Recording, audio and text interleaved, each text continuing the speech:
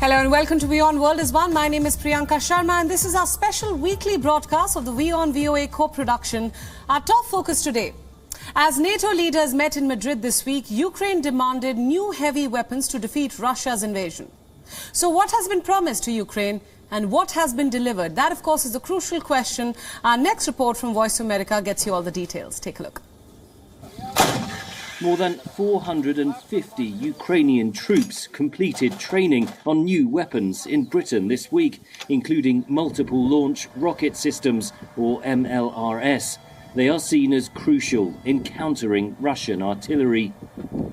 Because it's a tracked vehicle, their rocket systems are wheeled. It's going to give them more mobility, which is going to aid in their survivability. Britain and the United States have supplied several MLRS to Ukraine, alongside other heavy weapons, howitzers, armoured vehicles, drones, air defence and missile systems. Ukrainian President Volodymyr Zelensky told NATO leaders he urgently needs more advanced weapons. By providing them to us, you can completely break Russia's tactics to destroy cities and terrorize Ukrainian civilians. NATO itself is not supplying heavy weapons to Ukraine. That's not NATO itself as an institution providing things. It doesn't have them, but its allies do. And so NATO has been very supportive of allies providing that assistance if they can. There's an absorption rate and a training rate that has to be met as well in terms of timing. And that's what we're seeing play out. Despite those constraints, several NATO members have made new pledges at the Madrid summit.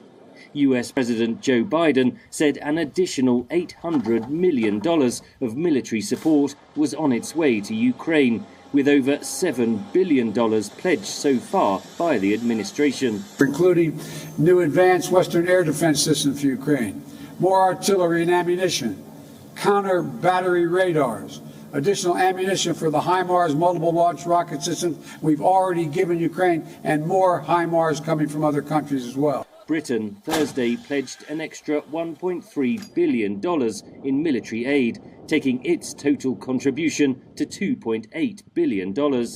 France said it plans to send 6 additional self-propelled Caesar long-range artillery systems, taking the total to 18. Ukraine is reported to have deployed these on the Black Sea coast, close to Snake Island, which Russian forces abandoned Thursday. Germany has pledged to deliver 15 anti-aircraft tanks in July, while Spain is considering sending around 40 German-made Leopard tanks, though Berlin would have the final say. But as the war enters its 5th month, the West still has not supplied heavy weapons in the numbers that Ukraine says it needs. There is a political calculation that we should give a bit more, but not so much that somehow we can feed and trigger an escalation that gets out of control. And in a way, I understand the logic, but I think it's profoundly wrong, because fundamentally that means we are asking Zelensky to fight with one hand in the back. Ukraine says it needs a 10-fold increase in the supply of weapons to counter Russia's arsenal of artillery. Henry Ridgwell for VOA News at the NATO summit in Madrid.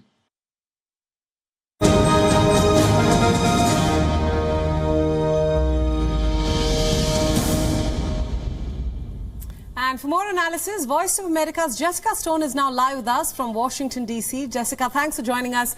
Now, we saw an unprecedented representation by Asian leaders at this week's NATO's Leaders Summit. What are the implications of the same, according to you? Well, it's a really large showing, really, if you think about it. A first-time showing of South Korea's new president, Yoon Suk-yeol, and a first showing as well from Japanese Prime Minister Fumio Kishida, both of them attending the NATO Leaders Summit this week for the very first time. And obviously, the NATO Leaders Summit also coming out with a strategic concept, which includes a lot more on China, as recognizing China as a strategic competitor to the bloc, saying, quote, we will protect against the PRC's coercive tactics and efforts to divide the alliance, which Beijing responded to, calling this an effort to stir up confrontation. But clearly, the NATO leaders believe that Asian influence and Asian partnerships are much more important than in years past, and that the Indo-Pacific protection has a role to play with respect to what NATO can do. And NATO can do things like maritime security, cybersecurity assistance. And so we're seeing a shift, really, in what NATO is doing and in partnering with these Asian nations. Absolutely. Now, Jessica, one of the key flashpoints of concern for the Asian nations joining NATO summit is Taiwan. China has recently increased its military flights over Taiwan. What's Washington's take on the same? Well, Washington is very concerned, but Washington also believes that these are signals directly to Washington and not so much to Taipei. The Taipei Defense Ministry saying that 29 flights occurred last week on Tuesday, 22 last Thursday, 29 this week on Tuesday during the NATO summit. Analysts saying, though, that this is really directed at the U.S. because Beijing has a narrative internally with the Chinese people telling them that the U.S.'s whole purpose in containing China is by virtue of encouraging Taiwanese independence. And we've seen Beijing push back on the idea that the Taiwan Straits is an international waterway, something that Washington definitely believes. So now what we have is Washington really pushing Taipei to plan for a confrontation with Beijing, a sea war in particular, and purchase weapons to that effect. So that means no more tanks, no more heavy weaponry. Washington is actually now limiting what Taipei can buy from the American manufacturers, in particular looking to sell them missiles, light weapons, small arms with mobility, helicopters as opposed to tanks, because Washington believes that that's what Taipei needs to be ready for. Right, Jessica, thanks so much for all those updates and thanks for joining us. Stay on this broadcast with us. We'll come back to you for another story. Let's move on now. For decades, Americans have been split over the contentious issue of abortion and when and how it should be legal. The U.S. Supreme Court overturned decades of law by ruling on Friday that the Constitution does not guarantee women the right to an abortion, putting the issue back in front of voters. VOA's congressional correspondent Catherine Gibson looks at how the ruling could impact key midterm elections in November that will eventually determine control of the U.S. Congress. Take a look.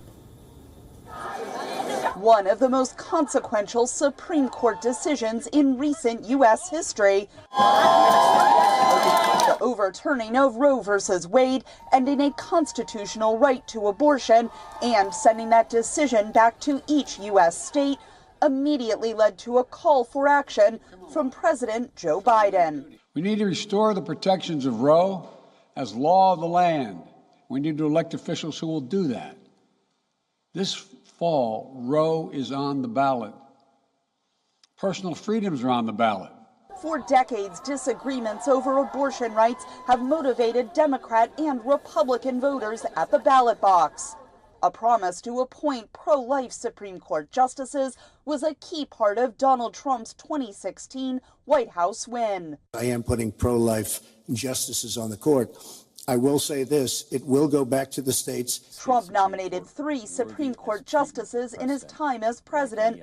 They each promised lawmakers Roe versus Wade was settled law, but ended up becoming the key votes to overturn it. It has been reaffirmed many times over the past 45 years. Now, with Roe overturned, will conservative voters still be motivated to head to the polls? House Republicans said there are more battles to fight at the state level. The work just begins now to go and protect life even more, because the Supreme Court's decision overturning Roe v. Wade, correcting that flawed decision, finally allows states and Congress to protect life in ways that we never were able to for the last 50 years. And that motivates young conservative voters like Anna Lulis. It is super important to pushing pro-life legislation. What you're going to see with a post-Roe America is probably a polarization among the states. In a Monmouth University poll released last month, 48% of Democratic voters said candidates' positions on abortion rights is a key issue in the upcoming midterm elections. Senate Majority Leader Chuck Schumer said he expects Republican lawmakers will try to put more restrictions on abortion. Elect more MAGA Republicans if you want nationwide abortion bans. Elect more MAGA Republicans if you want women and doctors to be prosecuted. Elect more MAGA Republicans if you want a woman to be forced to not have an abortion, even if she were a victim of rape and incest. And in the U.S. House Speaker Nancy Pelosi said it was crucial for Democrats to hang on to their majority. The Republicans are plotting a nationwide abortion ban. They cannot be allowed to have a majority in the Congress to do that, but that's their goal. It's still unclear how much the issue will energize voters. Outside the court, an abortion rights supporter doubted electing more Democrats would make a difference. In theory, Roe is on the ballot. In reality, it would require 60 Democratic senators who are willing to actually take action on packing the court, on ending the filibuster, on making sure that this is here to stay. A Politico Morning Consult poll conducted after the decision found that 40% of the American public strongly disapproved of overturning Roe. Catherine Gibson, VOA News, Washington.